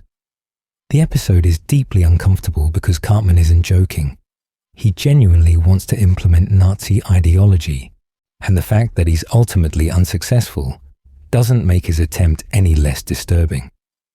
In Le Petit Tourette, Cartman fakes having Tourette syndrome so he can swear without consequences. He appears on television and starts making offensive statements, believing his fake condition protects him from repercussions. But he actually develops a form of psychological Tourette's, where he can't stop himself from revealing true but embarrassing information about himself, including his genuine secrets and insecurities. Imagination Land, a 3-part fantasy epic, features Cartman making a bet with Kyle about whether leprechauns are real. When Cartman wins the bet, Kyle owes him a task that Cartman chooses. The task Cartman demands is explicitly sexual and inappropriate, and he spends the entire trilogy pursuing Kyle to collect on the bet. And the episode demonstrates Cartman's single-minded determination and his bizarre fixations. Breast Cancer Show Ever gives us one of the few times Cartman faces physical consequences for his behavior. After making fun of breast cancer during Wendy's presentation, she challenges him to a fight after school. Cartman spends the episode trying to avoid the fight, increasingly terrified as he realizes Wendy is serious about beating him up. When the fight finally happens, Wendy absolutely destroys him, and it's immensely satisfying to watch Cartman get exactly what he deserves. In Fish Sticks, Cartman takes credit for a joke that Jimmy actually wrote, then genuinely convinces himself that he created it. His ability to rewrite his own memories and believe his own lies is disturbing and fascinating. He passes a lie detector test, while claiming he wrote the joke because he successfully gaslighted himself into believing his false memories. Poor and Stupid features Cartman deciding to become a NASCAR driver, but he doesn't actually understand racing. He just drives recklessly, running over spectators and pit crew members, killing 11 people. He later crashes into a trailer campsite, presumably killing many more. The episode treats his vehicular homicide as comedy, which is dark even by South Park standards. Cartman faces no real consequences for the multiple deaths he causes. 1% showcases Cartman's physical fitness, or lack thereof. His abysmal performance on a national fitness test causes the entire school to fail. When the other students turn against him, he becomes convinced he has to commit suicide to solve the problem. But instead of killing himself, he tries to convince his stuffed animals to kill him. The episode explores Cartman's complete inability to take responsibility, while also showing his twisted relationship with his toys. In Human Centipede, Cartman demands an iPad from his mother with increasing hysteria. His obsession with the device leads to elaborate tantrums, including screaming in public, destroying store displays, and holding his breath until he turns blue. The parallel story involves Kyle being forced into a human centipede because he didn't read the iTunes terms and conditions. Cartman's materialism and consumer obsession are on full display as he prioritizes a gadget over everything else in his life. Medicinal Fried Chicken has Cartman becoming a drug lord specifically to deal in contraband KFC after it's been outlawed. He models himself after Scarface, complete with violence and criminal operations. His ability to organize a criminal enterprise as a 4th grader demonstrates both his intelligence and his complete lack of moral boundaries. he's willing to engage in organized crime over fried chicken. These moments represent only a fraction of Cartman's terrible behavior across 26 seasons.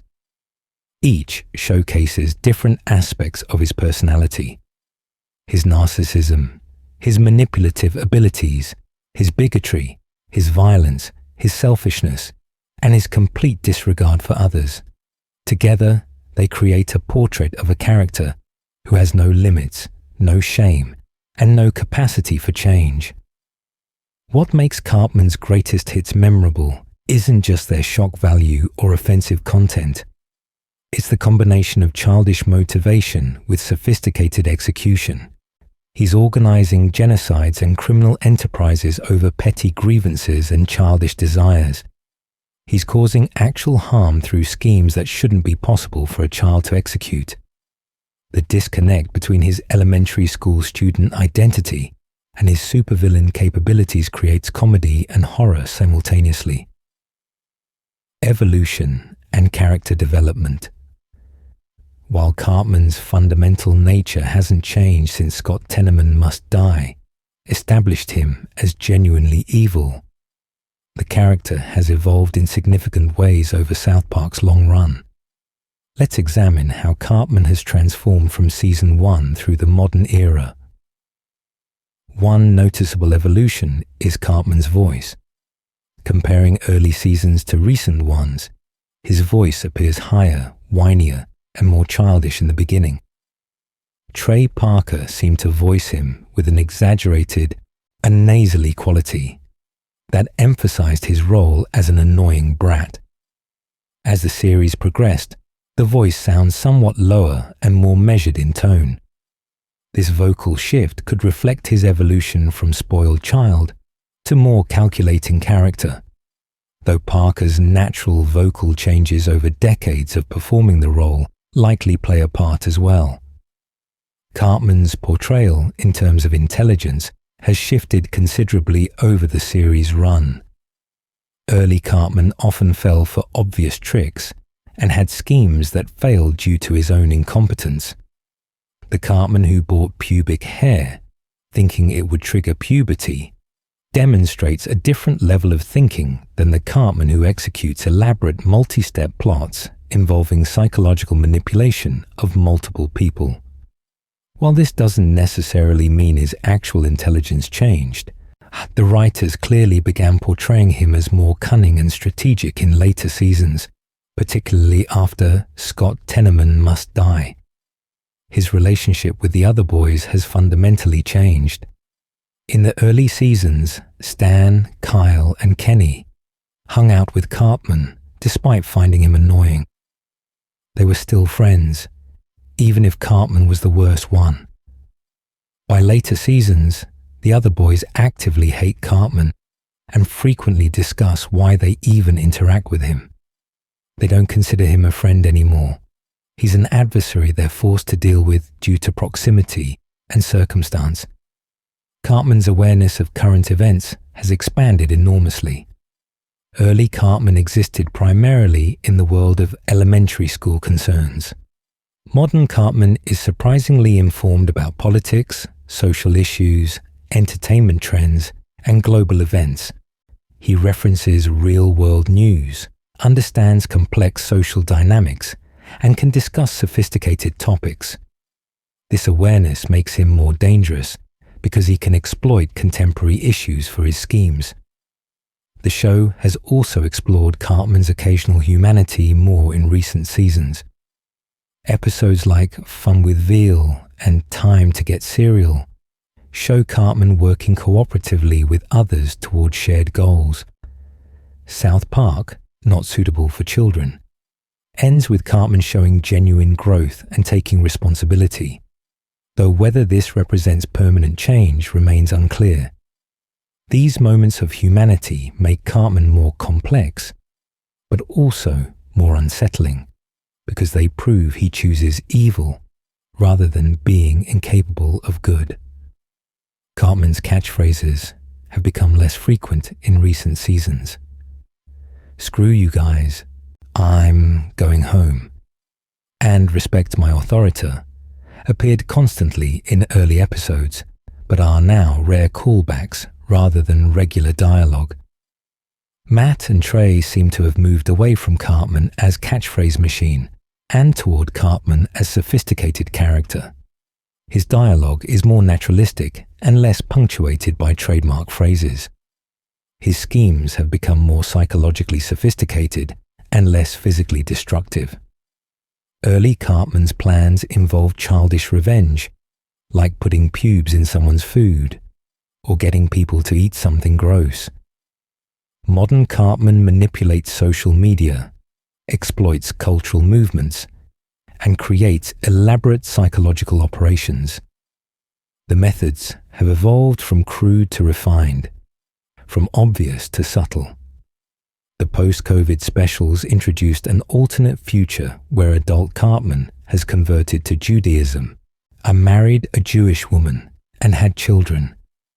This version of Cartman claims to have changed, to have grown as a person, and left his terrible behavior behind. But the specials also suggest this might be an elaborate long con, specifically to torture Kyle by appropriating his identity. We're left uncertain whether Cartman is capable of genuine change, or if everything, including decades of apparent reformation, is just another scheme. Cartman's physical appearance has remained mostly consistent, though there have been minor changes. He's slightly less chunky in recent seasons than he was in the early ones. His clothes have stayed the same iconic red jacket, brown pants, and teal hat, making him instantly recognizable across decades. The simplicity of his design has remained unchanged, even as animation technology has improved. One significant evolution is how the show treats Cartman's bigotry. Early episodes used Cartman's racism and anti-Semitism primarily for shock value, as transgressive humor-testing boundaries. Modern episodes more frequently explore the consequences and mechanisms of bigotry, using Cartman to examine how prejudice operates rather than just deploying it for laughs. He's still bigoted, but the show is more interested in dissecting that bigotry than simply presenting it. Cartman's alter egos have become more numerous and elaborate. Beyond the Coon, he's been Awesome-O, Grand Wizard Cartman, Bad Irene, Ming Lee, the Dog, and others.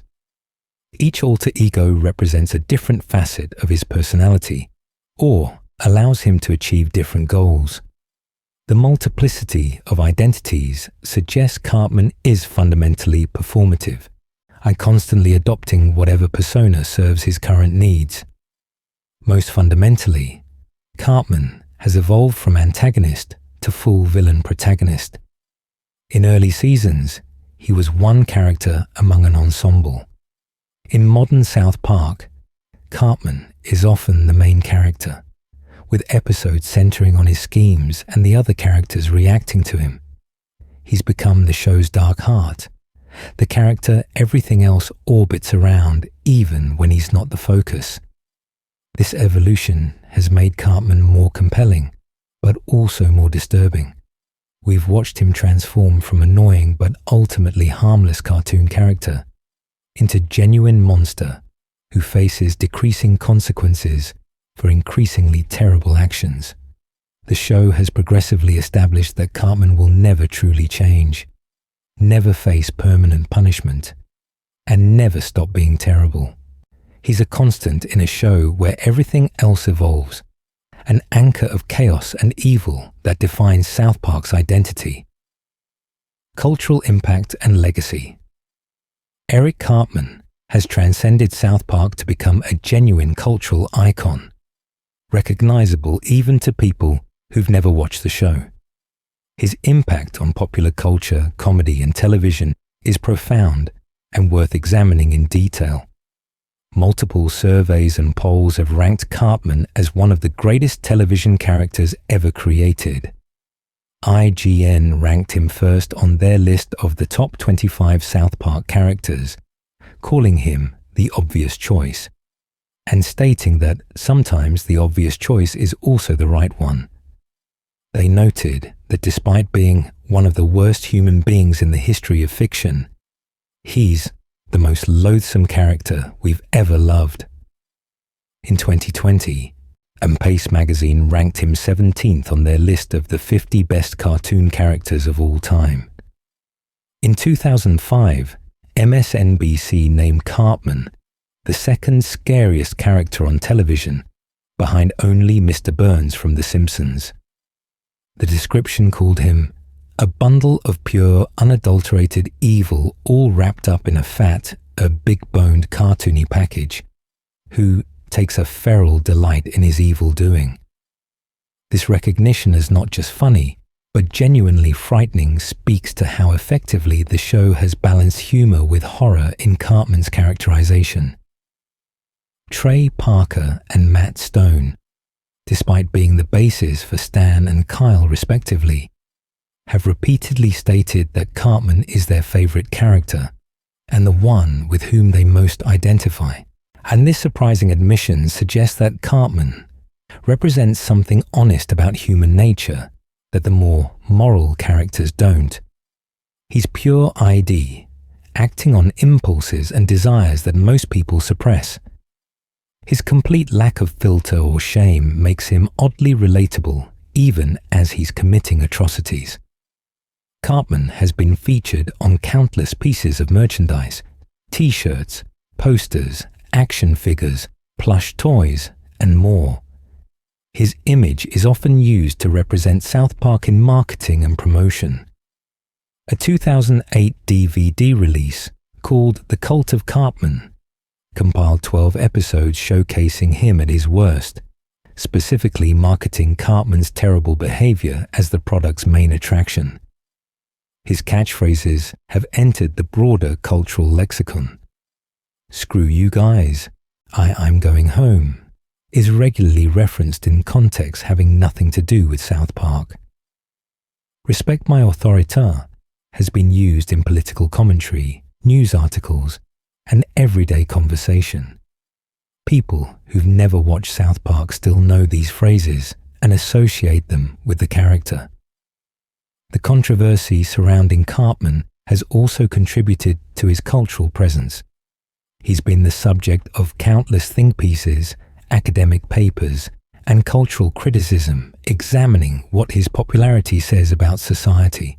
Some critics argue that Cartman represents dangerous normalization of bigotry and hate.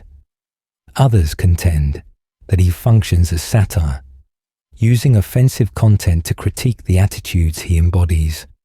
Cartman has inspired countless parodies, references, and homages in other media. He's been referenced in other TV shows, movies, music, and internet culture.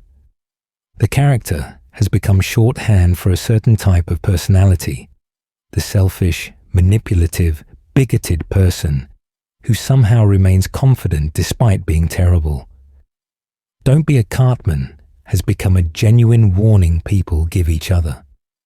The character has also sparked discussions about how comedy should handle offensive content. Cartman says and does things that would be completely unacceptable from a real person, or even from the show's other characters. But because he's explicitly portrayed as the villain, as someone whose behavior we're meant to recognize as wrong, the show argues his offensiveness serves a satirical purpose. Whether this argument justifies the content remains hotly debated.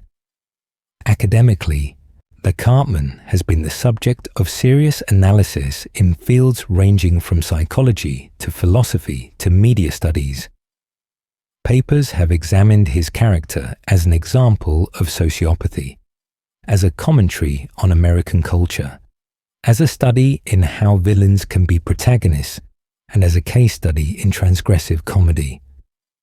The fact that scholars take Cartman seriously enough to write academic papers about him speaks to his cultural significance. The character has influenced how other shows approach controversial content. Many modern animated comedies feature characters clearly inspired by Cartman. Roger from American Dad, Rick from Rick and Morty, and others who combine intelligence with amorality and lack empathy while remaining entertaining. Cartman created a template for how animated shows can have genuinely evil protagonists who remain funny. Cartman's impact extends to discussions about whether art should have moral boundaries. His character raises questions about what's acceptable to portray in comedy, how context affects meaning, and whether entertainment has responsibilities beyond making audiences laugh. These are not simple questions with obvious answers, and Cartman's existence forces audiences to wrestle with them. Perhaps most significantly, Cartman has become a cultural touchstone for discussing the darkest aspects of human nature. He represents the part of us that's selfish, that wants what we want regardless of who gets hurt, that indulges in ugly thoughts we normally suppress. He's the id unleashed, the superego completely absent, operating purely on primal drives with intelligence and no conscience. In that sense, and he's a character everyone can understand even while being repulsed by him. The fact that Cartman remains funny despite everything he does is perhaps his greatest cultural achievement. He's committed genocide, fed someone their parents, deliberately spread diseases, organized hate movements, sexually assaulted people, and committed countless other atrocities. Yet audiences still laugh at him, still quote him, still tune in to see what terrible thing he'll do next. This continued popularity, despite his monstrosity, says something complicated about comedy, about audiences, and about how entertainment allows us to engage with darkness in safe contexts. Cartman has become larger than South Park itself. He's an icon of early 21st century comedy, a character who defined an era of transgressive animated humor while also transcending it. And whether people love him, hate him, or experience a confused mixture of both, everyone has an opinion about Eric Cartman. And that cultural omnipresence, that position as a character impossible to ignore, cements his legacy as one of the most important fictional creations of his generation. The uncomfortable truth: why we love someone we should hate. This brings us to the most uncomfortable aspect of Cartman's character. Why do audiences love him? He's racist, anti-Semitic, homophobic, sexist, ableist, and basically every other form of bigoted. He's sexually assaulted people, murdered people, tortured people, and made others' lives miserable for entertainment. He has virtually no redeeming qualities. Yet he's the show's most popular character, the one fans quote most often, the one who appears on the most merchandise. Part of the answer is straightforward. Cartman is funny. Trey Parker's vocal performance gives Cartman unique comedic rhythm and timing that helps even his most offensive statements land as jokes within the show's satirical context. The contrast between his childish appearance and the voice and his sophisticated schemes creates absurdist humor. The sheer audacity of what he does inspires laughter, born from shock and disbelief. But there's likely something deeper at work. Cartman could be seen as representing aspects of human nature that exist in everyone, but that civilized society requires people to suppress. He's completely selfish without guilt, pursues his desires without considering others, and says offensive things that people might think but know better than to voice. Watching him might allow audiences to vicariously experience that freedom from social constraints without actually hurting anyone. Cartman also functions as what many view as a safe vessel for engaging with dark humor and offensive content.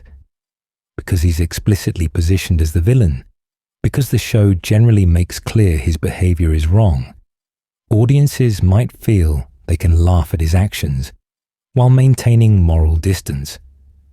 The framing suggests we're not laughing with Cartman, but at him and and at the absurdity of the situations he creates. This structure could allow engagement with content that would be unacceptable if presented without satirical context. There's also something potentially compelling about a character who's purely himself, without apology or shame. Cartman never doubts himself, never questions his right to do what he wants, never feels guilt about his actions in any lasting way. This complete self-assurance might register as oddly attractive to some viewers, even when it's directed toward terrible ends. In a world where most people struggle with insecurity and doubt, Cartman's utter confidence stands out, even though it manifests in destructive ways. The character benefits from being embedded in a cartoon world where consequences are temporary and violence is exaggerated. When Cartman does terrible things in South Park, people generally recover by the next episode. The damage he causes isn't permanent in the way it would be in reality. This allows audiences to enjoy the chaos without sitting with the real weight of what he's doing, where it's cathartic to watch someone be terrible without having to face genuine suffering as a result. Cartman's intelligence also makes him compelling. He's not just randomly cruel, he's a genius-level tactician executing elaborate plans. Watching his schemes unfold is intellectually engaging even when morally repulsive. We want to see how his plans work, how he'll talk his way out of trouble, how he'll outthink his opposition. The puzzle-solving aspect of his character appeals to audiences independent of the moral content. The show also occasionally reminds us that Cartman is a child, which provides some psychological distance from his actions. We can tell ourselves that he doesn't fully understand what he's doing, that he lacks adult moral reasoning, that there's time for him to grow and change, even though the show makes clear he never will. This allows audiences to maintain some sympathy for him as a kid, even while acknowledging he's a monster. Perhaps most importantly, Cartman never wins permanently. His schemes usually blow up in his face. Other characters regularly defeat him. He faces consequences, just not permanent ones. This pattern allows audiences to enjoy the journey of his schemes, while also getting satisfaction from seeing him fail. We can laugh at him trying to do terrible things, then laugh at him being thwarted, providing comedy from both his successes and the failures. There's also the simple fact that Cartman is the most developed and complex character in South Park. He has the most screen time, the most storylines, the most layers to his personality. He's not one-dimensional in his evil. He's a fully realized character with motivations, vulnerabilities, and contradictions. That complexity makes him interesting to watch, even when he's being reprehensible. But we should also acknowledge that some of Cartman's popularity may come from viewers who don't engage with him as satire. There are undoubtedly fans who might find validation in his offensive statements rather than recognizing them as critique. This represents a complicated aspect of his cultural presence and raises questions about whether the character's satirical intent always comes through to all audience members. The creators have consistently framed Cartman as the villain whose behavior we're meant to recognize as wrong. But not everyone engages with media the same way, and some viewers might see Cartman as voicing opinions they agree with, rather than as embodying attitudes being critiqued.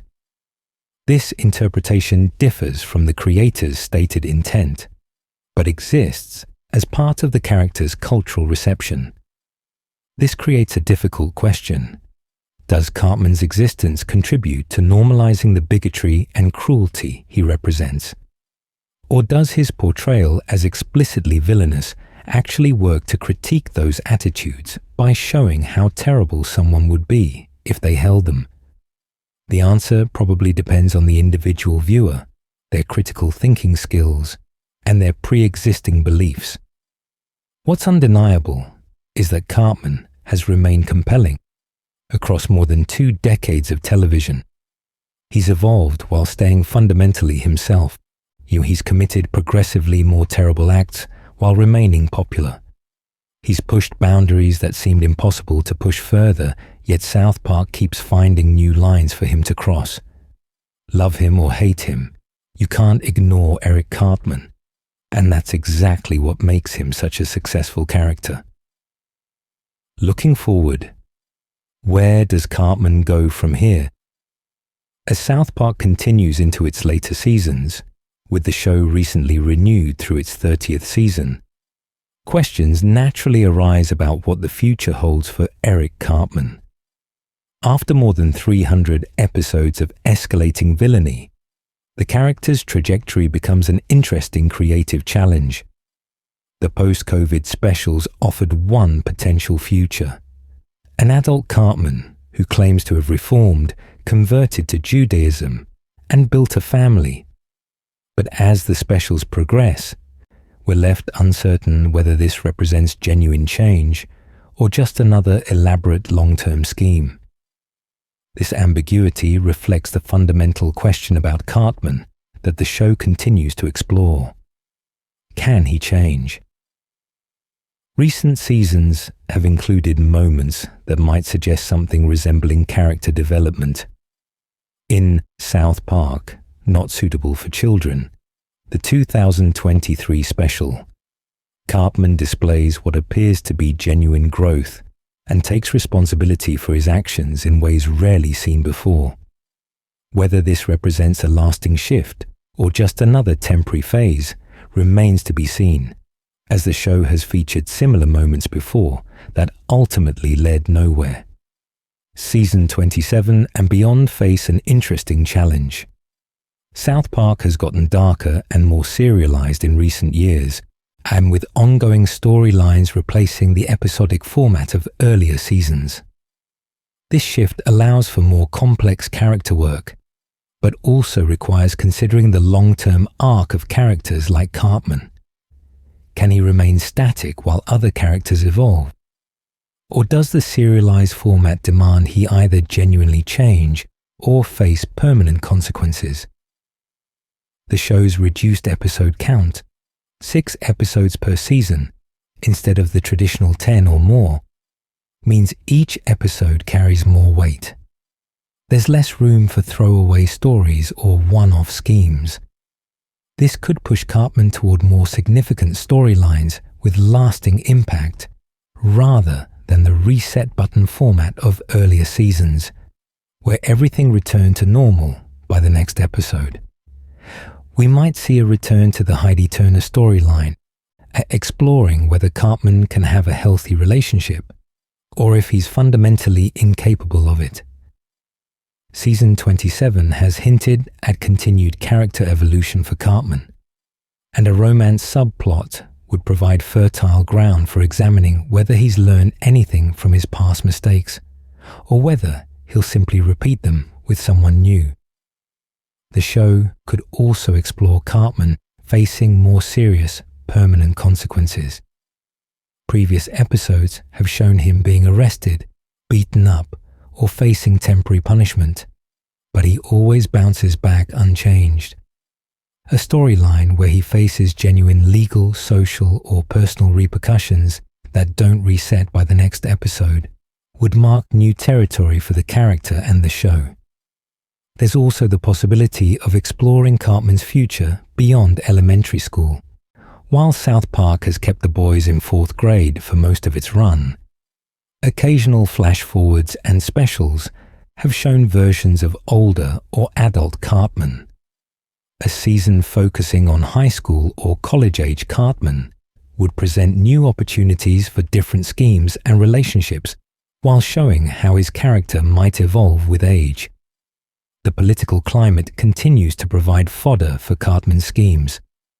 His ability to exploit contemporary issues means he'll likely remain relevant as long as South Park continues its satirical commentary on current events. Future seasons will almost certainly feature Cartman organizing movements around whatever political or cultural issues are dominating discourse. From a meta perspective, Cartman's future depends on whether Parker and Stone remain interested in exploring his character. They've stated he's their favorite, which suggests they'll continue centering episodes around him. But after 26 seasons, finding new territory for Cartman to explore becomes progressively more challenging. How do you escalate from feeding someone their parents?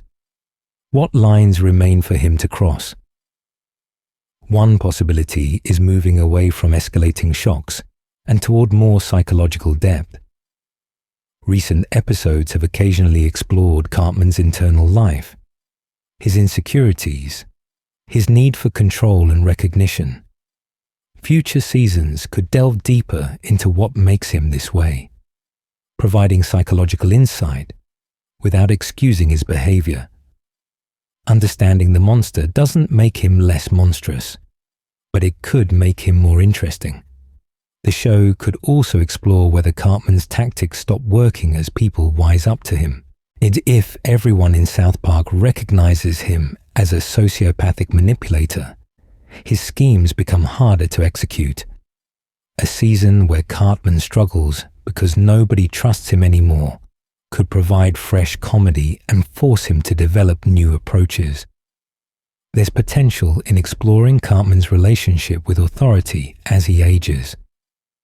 Child Cartman gets away with things because adults underestimate him. Adult Cartman would face different challenges and different consequences. How does someone this terrible navigate the adult world, where the stakes are higher and the consequences more permanent?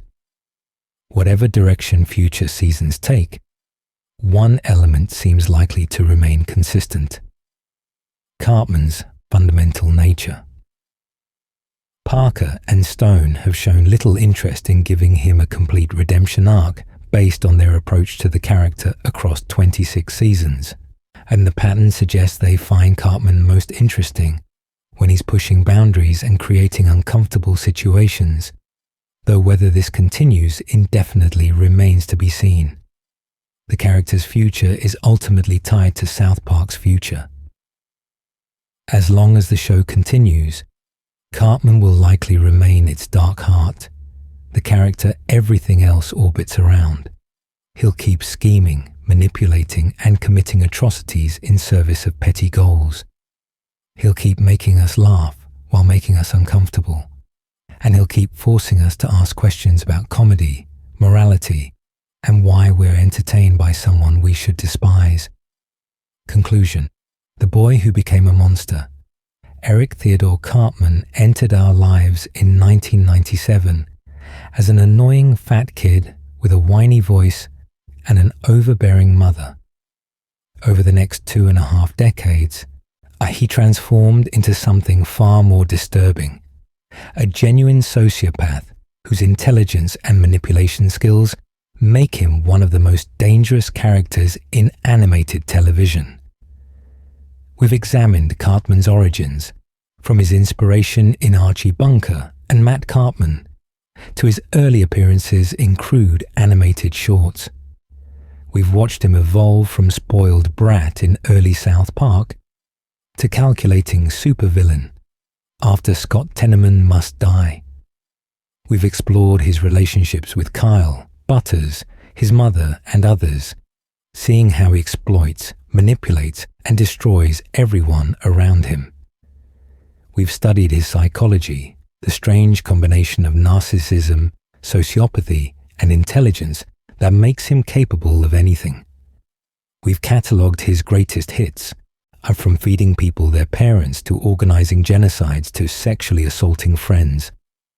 We've traced his evolution across 26 seasons, watching him become more sophisticated and dangerous while remaining fundamentally unchanged. We've examined his cultural impact, how he became an icon recognized worldwide and sparked endless debates about comedy, morality, and what's acceptable to portray in entertainment. and we've wrestled with the uncomfortable question of why audiences love a character who represents humanity at its absolute worst. What makes Cartman's characterization particularly striking isn't just his schemes or his bigotry. It's his apparent complete lack of remorse. The show has portrayed him as never genuinely learning from consequences, never showing lasting change, and never feeling authentic guilt that leads to behavioral modification. Every punishment he faces proves temporary, every lesson forgotten by subsequent episodes. He's a character seemingly trapped in eternal childhood, but with adult-level intelligence applied towards selfish ends, endlessly repeating similar patterns of manipulation and cruelty. But he's also undeniably compelling to many viewers. It's difficult to look away from his antics. Audiences want to see what he'll do next, how far he'll go, what boundaries he'll cross. His confidence fascinates viewers even when it's deployed toward terrible ends. His schemes entertain even when they horrify. His character forces engagement with aspects of human nature many would prefer to ignore. Selfishness, cruelty, the desire to see others suffer, the appeal of complete freedom from moral constraints. Trey Parker and Matt Stone have created something unique with Eric Cartman, a character who's simultaneously a joke and a genuine villain, a child and a monster, hilarious and terrifying. He shouldn't work. A character this terrible shouldn't be this popular. But the fact that he is reveals something complicated about comedy, about audiences, and about how we engage with darkness through entertainment. South Park will eventually end. All shows do. When that happens, Eric Cartman will stand as one of the defining fictional characters of the early 21st century. He'll be remembered alongside other iconic cartoon characters, though he's nothing like them. Mickey Mouse represents innocence. Bugs Bunny represents cleverness. Homer Simpson represents lovable stupidity. And Eric Cartman represents pure, unadulterated evil, wrapped in a red jacket and yellow mittens. He's the worst person to ever appear in an animated comedy series. He's one of the greatest television characters ever created. These two facts somehow don't contradict each other. That's the power and perversity of Eric Cartman. He's terrible. We know he's terrible. And we love him anyway. If you've made it this far through this comprehensive examination of one of fiction's most disturbing characters, make sure to subscribe to our channel. We've got more deep dives into the darkest corners of cartoon history coming your way.